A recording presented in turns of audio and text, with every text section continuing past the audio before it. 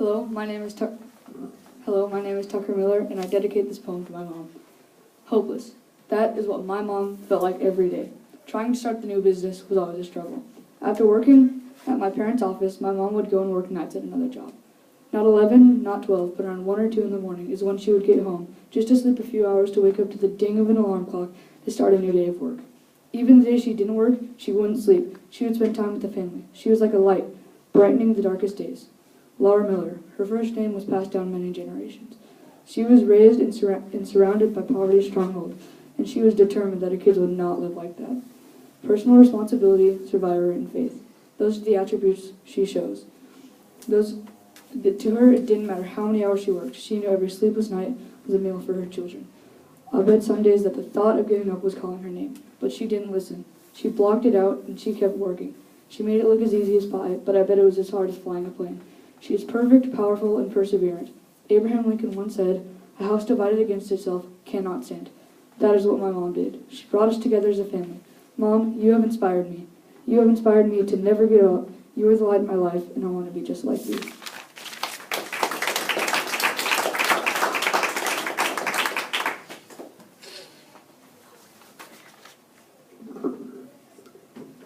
Hi, my name is Grace Nations, and I dedicate this poem to my dad.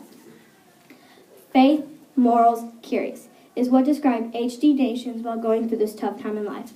Divorce. Divorce is not a piece of cake. Divorce is a word that you never want to hear from your parents, especially at 2 years old. That's right, 2 years old is when his parents got divorced. My dad felt sad. He could cry a whole river. Bam! Divorce can feel like 100 wasps stinging you at the same time. It hurts.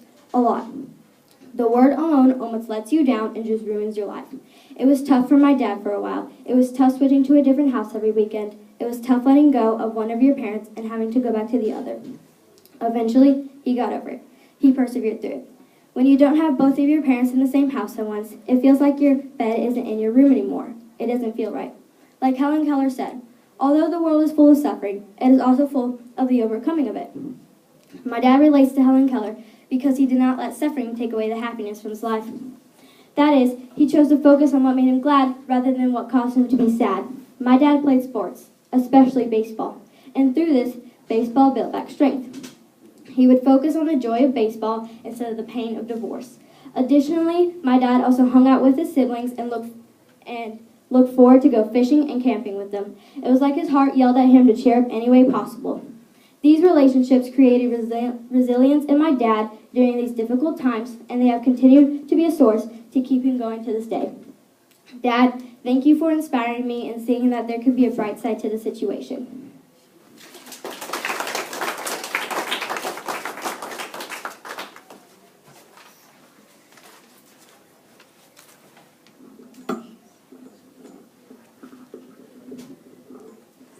Hi, my name is Hayden Patty.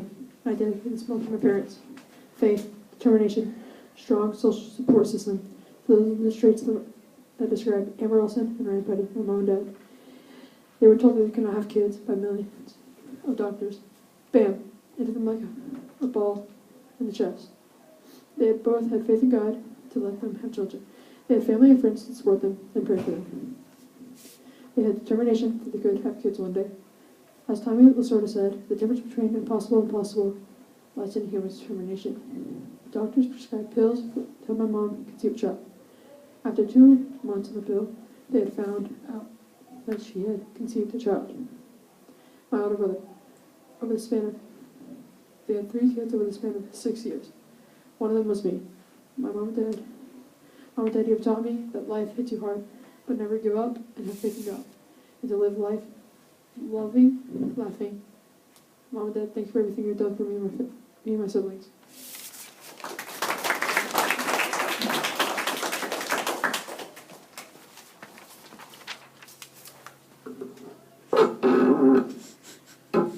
Hi, my name is Olivia Settles, and I dedicate this poem to Mary Vincent. Disease, feeling unheard and displeased, especially for Mary Vincent, her son, not growing, getting worried. Even through darkness was covering her, she kept faith. With the help of her family, she had a strong social support system, wondering what this disease was plaguing her son. She was so sad she could cry an ocean. Something was keeping him from crawling, something was keeping him from walking. At 2 years old, her baby needed answers. She was touched he couldn't walk. He was told he couldn't walk. She was told he wasn't going to talk. Friends helped her, listened to her, and prayed with her too. Mary fought to find some answers. It felt as though she was hit by a truck. Crash. Genetic rare deficiency, that's what it was called. John F. Kennedy always said, children are the world's most valuable resource and its best hope for the future. Andrews brought options. Walking at 3, his life built back up. Speech came to a start, many doctors, therapies. Finally, there was help. He is now 7. He will talk, walk, and win. Special, super, and sweet, loved by many. Family and friends made the journey easier. Mary's faith made her family strong. Her baby boy, he is now a survivor. Mary Vincent, thank you for showing me that life can hit you hard, but all you have to do is keep your faith.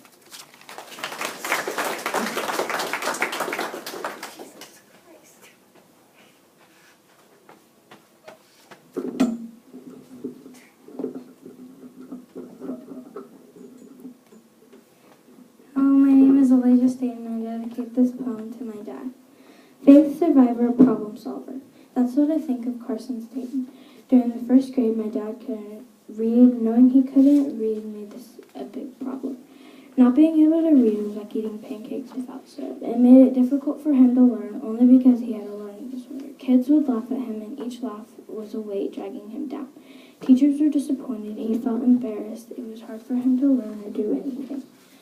Days passed by, 5, 10, 15, 20, and he still couldn't read. Soon more days passed. It was getting harder and harder and harder. Finally, the year was over. Everyone was so excited to go to the next grade, but my dad wasn't. He had to repeat the first grade all over again. Knowing he couldn't read, and he was held back, and then soon his aunt became a teacher and helped him with reading.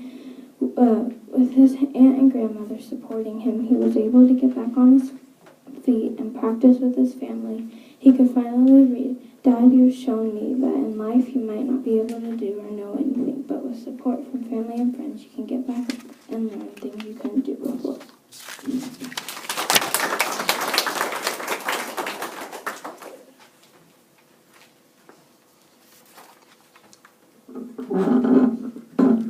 Hi, my name is Taylor Taylor, and I dedicate this poem to my mom.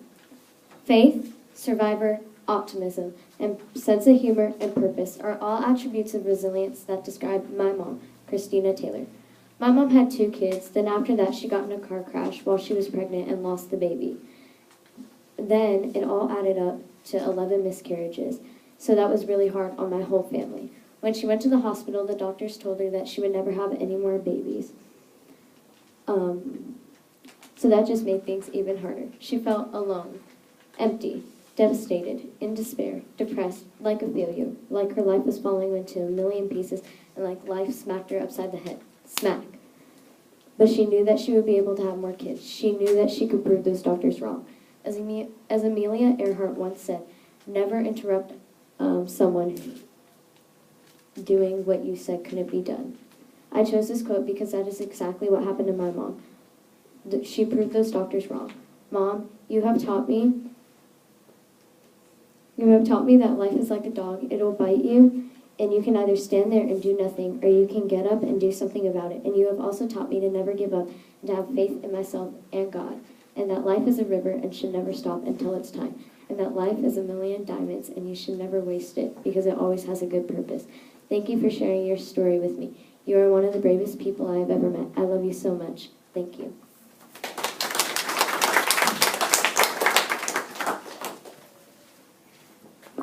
Aren't they awesome? Yes. Let's give them another round of applause. Okay, guys, you did it. You survived. We don't have to call 911 for any of you, right? So now you can take a deep breath. Just breathe in, breathe out, relax. Doesn't that feel good? So you know what you just did? You just showed that you are resilient, right? Sorry, we have a little short that gets in here. You just demonstrated what it's like to be resilient, right? It was hard. You didn't want to do it when I first told you about it, but you did it and you survived. So you're all winners. Would you, learners, give a round of applause to those people that shared with you? we really do appreciate you coming into the classroom and sharing your stories. Super inspirational for all of us to be able to hear those and to share them. They've worked so hard. We've got about 20 more minutes, and we're just going to kind of chill the rest of the hour. So, students, if you have someone here, if you want to go take a selfie with them or you want to go hug their neck a little bit, please feel free. And visitors, you're welcome to hang out in here or go whenever you feel like you need to. But thanks again so much for coming and sharing your stories with us. All right, guys, go hug somebody. Will's dad's my visitor. He's your visitor too? All right, well, go take a selfie with him then. He'll take a selfie with you.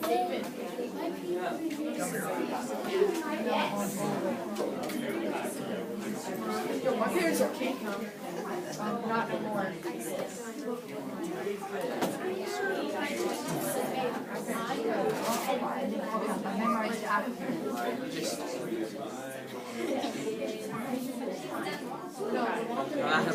My mom couldn't get over work. My dad can do it.